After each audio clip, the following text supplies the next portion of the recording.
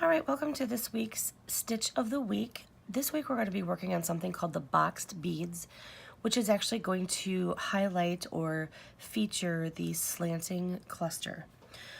All right, so I am using, I'm not entirely sure. I think it's Bernat, and it's one of their Christmas cottons. I wanted to use variegated on this to show you a stitch that you can use a variegated on and not really lose the stitch in.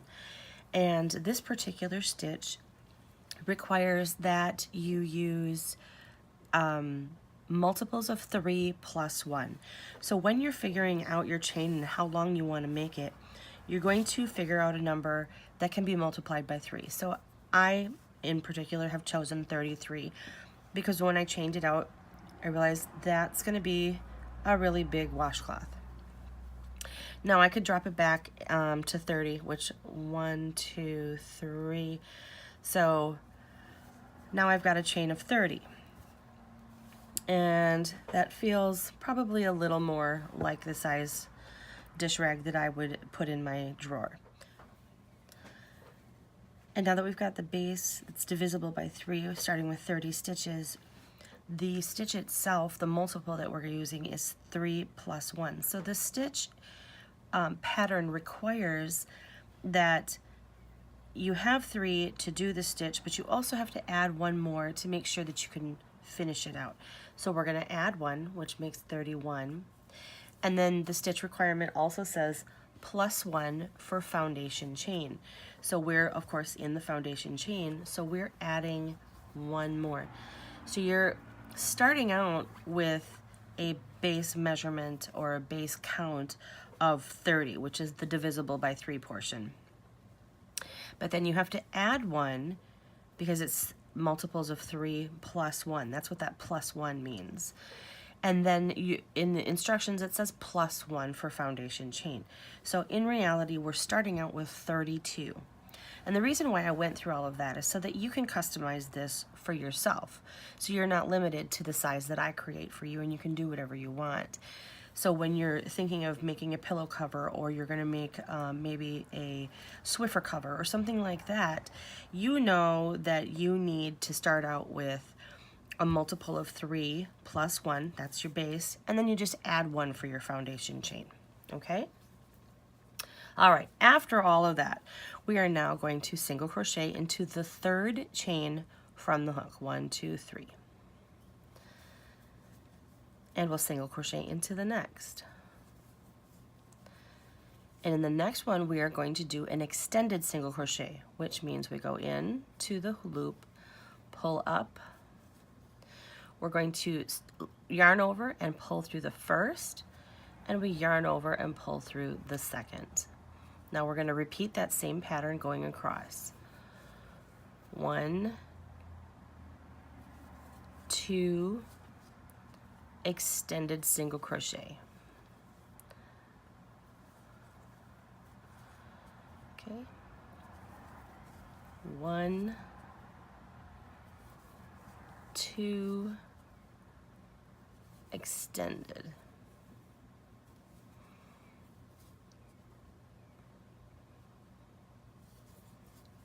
1, 2, and extended.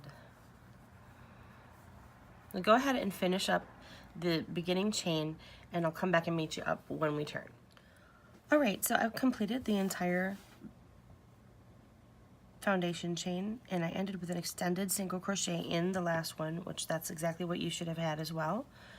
We're going to chain 2 and turn. Now, as you can see, the extended single crochet adds a really nice bit of texture to this. We're going to add even more now. So we've chained 2. We're going to skip the extended single crochet, and we are going to put a double crochet into the first regular single crochet. Now this is where we're going to create the slanting cluster. Slanting cluster is yarn over, go around the post of your double crochet, and pull up. Do that 3 times and pull through.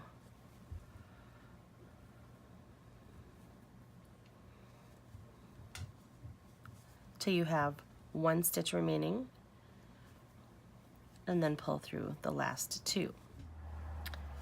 Skip the next single crochet and put an extended single crochet into the extended single crochet from the row below. Now this is your slanting cluster. It's actually going to the side. It creates a really nice bobble on the back side. It'll show it better as we go. We're going to do that again. All right, double crochet, do your slanting cluster, yarn over, around the post of the double crochet 3 times. Pull through all but the last loop on the hook, and then pull through the last 2. Skip the next single crochet, do the extended single crochet into the extended single crochet, and do it again. Double crochet in the next, slanting cluster,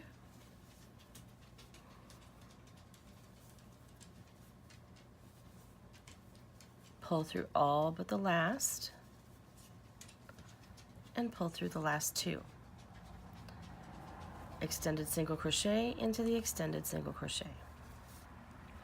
Now let's see. And this is called boxed beads. And the reason why it's called boxed beads is because as we go, and every other row in reality is going to be, when you come back this way, you're going to do single crochets and extended single crochets. And when we go back to the other way, we're going to do more beads. So it creates these little boxes around each of these beads. Now on the back side, it's very, very puffy. That's why I thought this would make a really great dishcloth, is because there's a lot of texture here for scrubbing. There's going to be a lot of yarn for soaking up the water, and I think it'll make a great scrubby.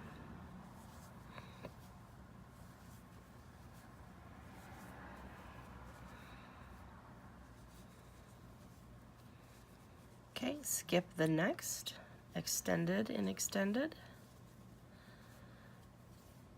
double crochet in the next, do your slanting cluster, 2, 3, all but the last 2, extended and extended. It's a very simple pattern, really.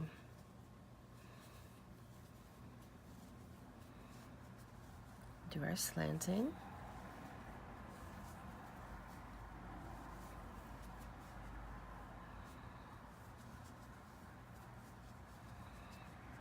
I always want to yarn over, and I know that's not right.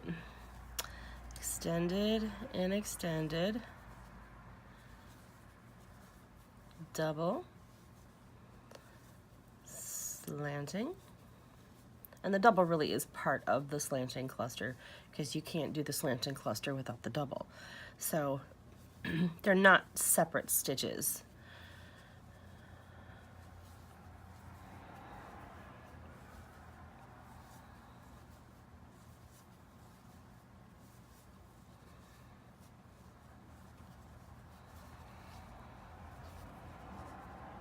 We don't have much more to go. I just want to get through this first row with you here.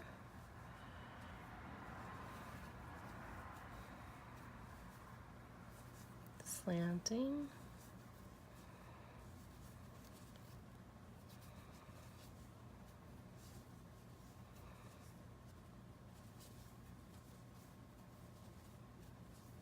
And last one.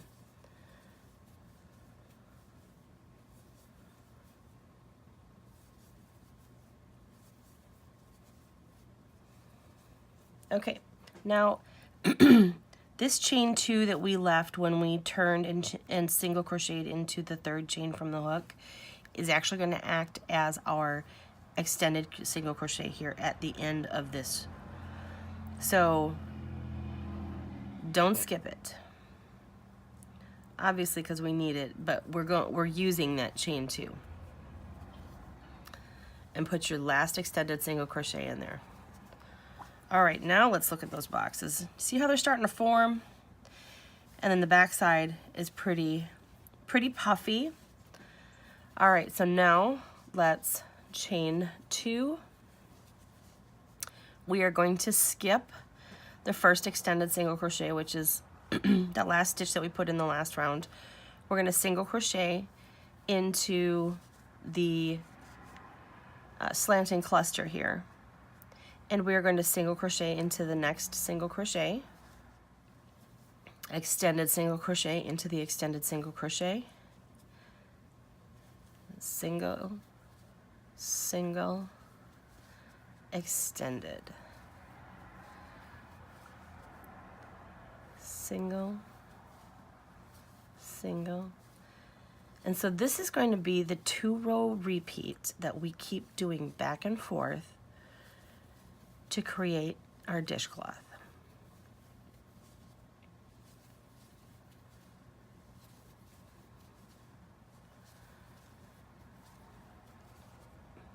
It isn't going to change, and you know, you're not going to have to change your counts in any way. That's why, one of the reasons why I just love this pattern is because once you are in it, you are in it to win it, because it just keeps going. All the little boxes stack up on each other, so you're creating kind of a grid pattern. I just think this is going to make a fantastic dishcloth.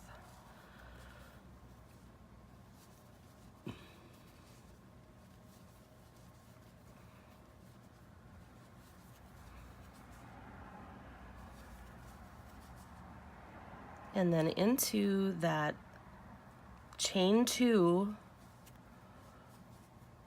from the row below, we do our extended single crochet and chain 2 and turn. All right, so we're starting to really see this form. Now look at how all those little boxes show up, and every single time you do this row, your slanting cluster row, you're going to be creating more of those little boxes. All right, one more time just to show you that, see, this isn't going to change at all. We're skipping that extended single crochet. We're going to double into the next and do a slanting cluster.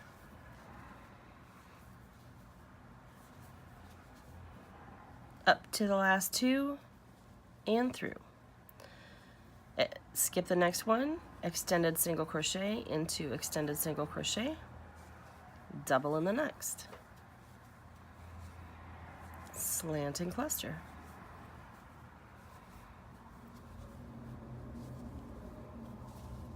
Skip, extended single crochet.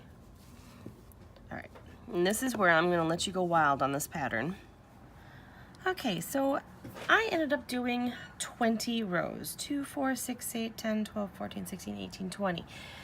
But I don't want to end this pattern with the box row.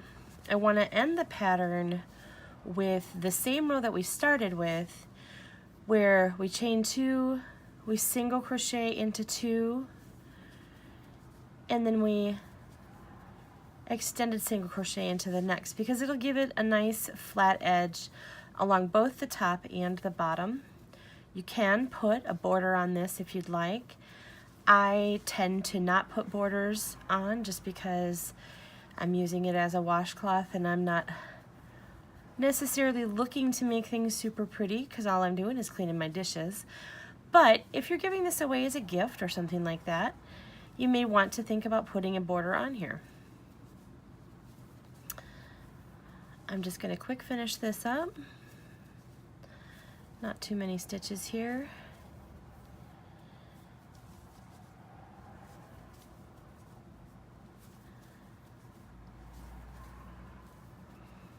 Almost done. I hope you enjoyed making this. I hope this was not only learning a new stitch or two, but also worked up nice and quick, helps you use up some of your stash. All right, my last one, I'm gonna do an extended, and I will do a chain 1 just to hold it secure and cut it off.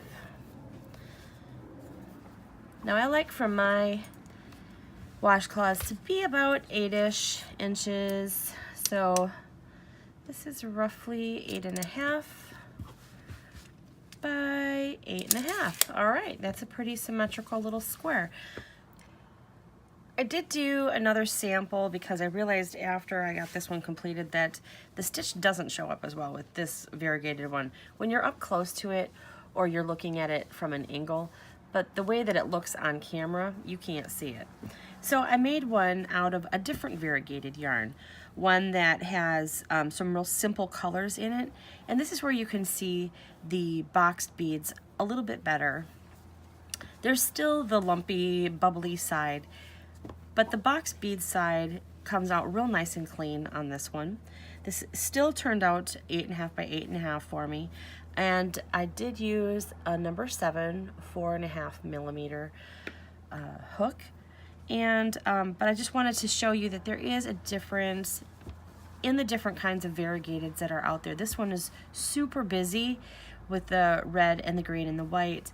This one has a little more space between the colors, so it actually lets you show off some of the stitches. All right, well, I hope that helps you, and I hope you had a good time making this with me this week.